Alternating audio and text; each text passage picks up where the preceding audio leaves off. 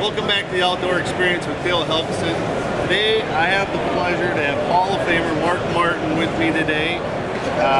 We're going to talk a little bit about Mark's career and what got him into being a professional fisherman for all these years and how he stayed so positive in this industry and helped so many people grow their careers. Well, I had good mentors for one thing. I always, as I was growing up, my dad asked me, had a reel-to-reel tape. He says, what do you want to be when you're 5 years old? What do you want to be when you grow up? I said, fisherman.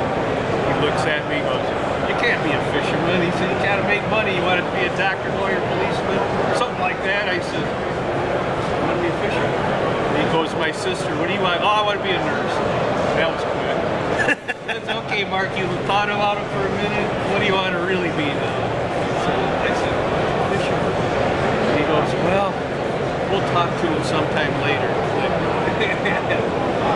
And so, 1990, I won the world championship for the professional walleye trade, the highest catch at that time. I come home, they had a big dinner for me, and my dad had this reel-to-reel tape set up in the corner. I'm like, oh my gosh, what's he gonna do now?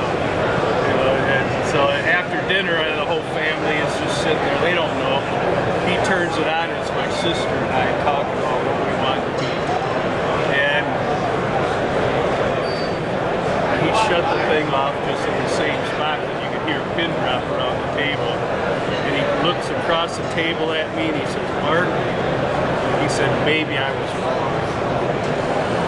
That's awesome. And when your dad tells you that, you know you did something right. I had to go wipe a tear away because I never thought I'd ever hear that in my life. Yeah, that's awesome. So that, but to lead up to that, I had, befriended Gary Roach and Al Linder.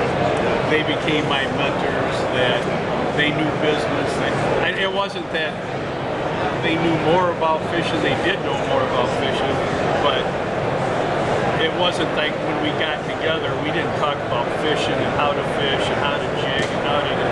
We talked about how do we do this business, but how do we get more people involved in the fishing. That was the main topic every time we came in contact with each other. It was never, we talked fishing, but that was off to And even when we were fishing together, we were talking business. How do we do this better? So they were always teaching me how to do what we're doing right now. How do we promote church tackle? How do we do this better? How do we, what's the common denominators that is going to get more people excited about entering the fishing industry as far as coming and being fishing and buying the tackle and everything. So that's kind of how I started, and that's kind of how I am right now. And Gary Roach and Al Linder, I'm still my friends. I talk to them at least once a month. Well, and it's kind of interesting because you talk to a lot of these young people that are coming up wanting to be professional fishermen, and they think the whole key is you just go out and fish tournaments and you try to win tournaments. And fishing, and I've learned this because this is my career, is it's not fishing. Most of the time you're not fishing, you're promoting the sport of fishing to grow it, because if we can't sustain these companies like Church Tackle, we're not going to be fishing. We're not. So we have to get the business itself in a whole to grow, and you've done just an awesome job throughout your career of promoting your businesses and companies that you work with, and I've always looked up to how you've done and held you as a person, which I think is just as important, because a lot of guys, they get pretty arrogant and they're pretty outlandish, but you've always been mellow, calm, and probably the calmest cat out there fishing. And I learned that from Roach and Linder. They told me how to act. If they seen me acting like that, they come and kick me, or they grab me, and they didn't allow that. I was like their little kid. They were grooming me like I'm grooming some of my pro staff right now. In fact, that's how I got these seminar jobs. I'd get people go, how did you get into the Minneapolis, how'd you get into the Chicago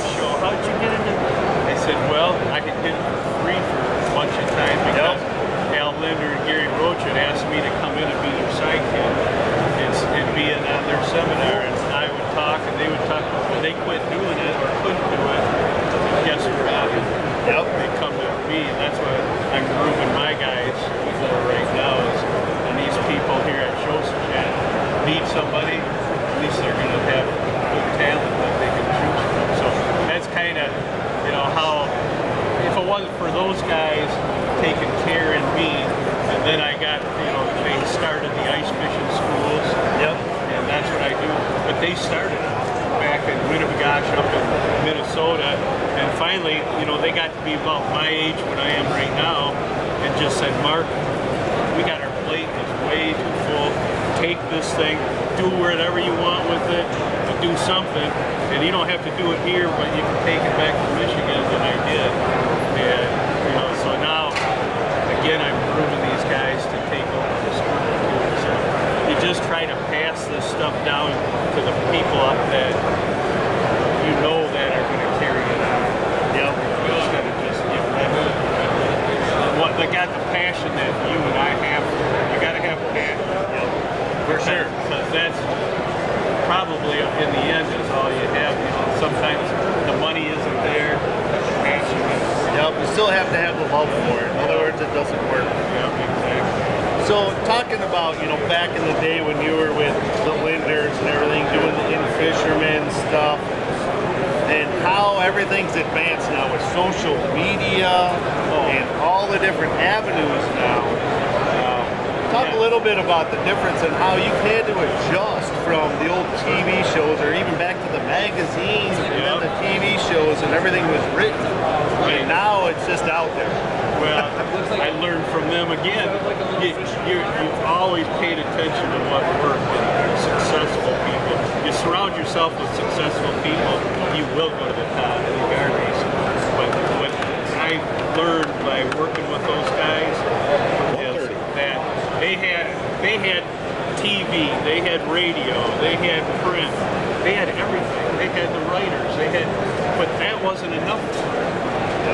They invited people from California, Utah, you know, Florida. They invited writers from all across North America, Canada, and they paid for these guys to come here to cover their tournaments.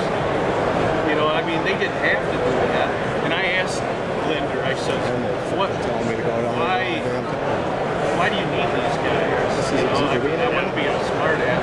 I'm just asking them, you know, Mark, these are the in-fishermen in their area. Them guys are in-fishermen in their area. They got their own crowd. Their crowd listens to them. Yep. They might not even know about us, but they know about them. So if we get the word out about us through all these people, these moderators, then we'll be somewhere. Well, and I look back at you guys, and you guys were the trendsetters for the fishing world, right? You guys were the ones that brought in the marketing and the promotional stuff to fishing, especially walleye fishing. Oh, yeah. Walleye fishing didn't really have anything. It was just local tournaments, little things going on, and nobody really saw, the nation never saw walleye fishing. Right. They thought it was just a northern thing, even though there's walleyes in Texas. Right. You know, they just never really understood it. You guys really brought a lot to it. And what I really liked when I was growing up with in-fishermen was the scientific approach to it. You know, you said, hey, you're going to work this break line because this is what the fish are doing, and explain it, which really helped me as a young fisherman because I never fished with my dad. So I fished, my uncle lived on Lake Oahe, and that's where I learned how to walk. Good place. Yeah, it was great. One of my first fish was a 28-incher, and it hooked me. It put me right in the corner of the mouth and didn't let go. But, you know, it's what you guys did really was trend-setting back then. And, you know, I appreciate it and thank you for that. You know, growing up and seeing how that has progressed and how it's where it's gone now is amazing. But for me, you guys were complete trendsetters. You know, I'm friends with Daryl Christensen, another guy.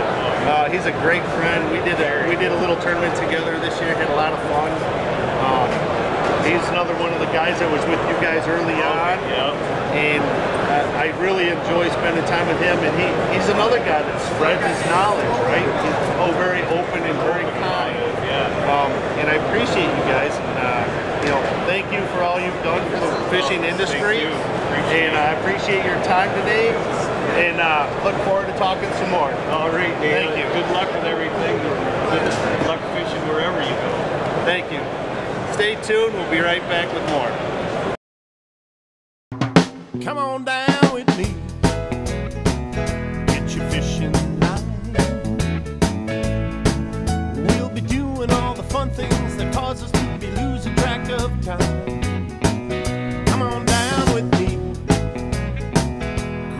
rod you'll find. Maybe in a little bit we all gonna be doing just fine. Hey, what you doing? Gotta head for the door. Well, we don't have to slave for Uncle Sam no more.